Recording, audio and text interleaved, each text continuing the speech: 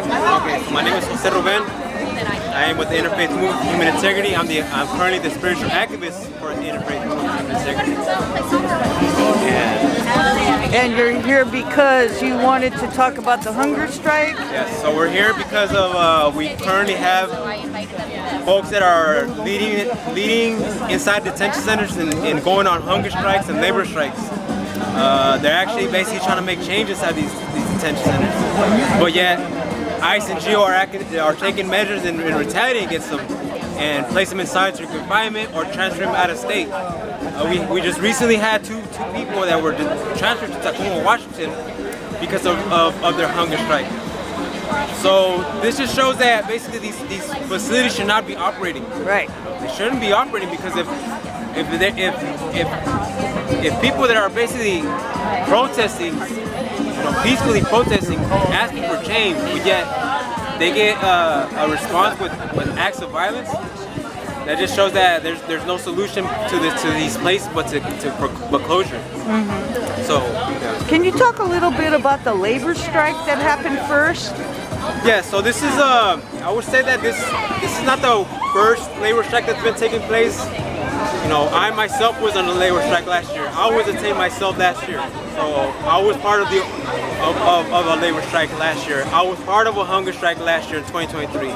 I suffered the violence and abuse within these detentions. I actually went through this kind of transfer, but except I was actually transferred to the state of Texas.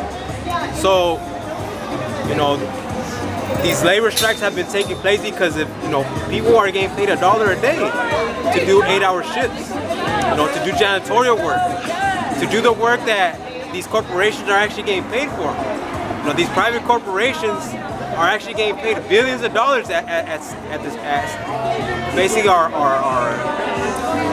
U.S. citizen tax dollars. So basically they're using these funds to basically profit and get richer and richer, while our detained leaders are actually working for $1 a day. So how many men were participating in this labor strike? So we would say that this year we had over 62 people on a labor strike. At MESA VERDE? At MESA VERDE and Golden State Annex. Okay. And right now we actually have other folks in Desert View Annex, Adelanto, going on a labor strike and going on hunger strikes as well. Okay.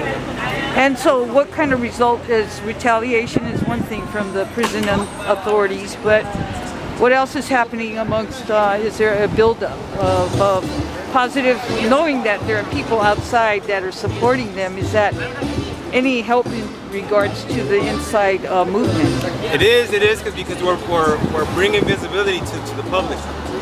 We're actually their voice out here. Right. They're basically, we're showing them that they're not alone and that their voices are being counted for. Is there anything else you'd like to tell the public about the importance of supporting people? I think the importance of supporting is that, when we think about, I think it's just the importance that people should not have to go through this abuse and mistreatment because of their status, just because they're non-citizens of the United States doesn't mean that they have to go through this abuse and mistreatment. They shouldn't have to be subjected to this kind of mistreatment. And as you can see, like a lot of people are actually filing their immigration cases. And it's like they have no way to afford an attorney or pay for an attorney. And the only way that they could actually get a fair chance at fighting their cases is from out here. Yeah. And not have to deal with the abuse and mistreatment. Right. Can you say your name again and the organization? My name is Jose Ruben. I am with Interfaith Movement for Human Integrity. Thank you very much. Thank you. Thank you.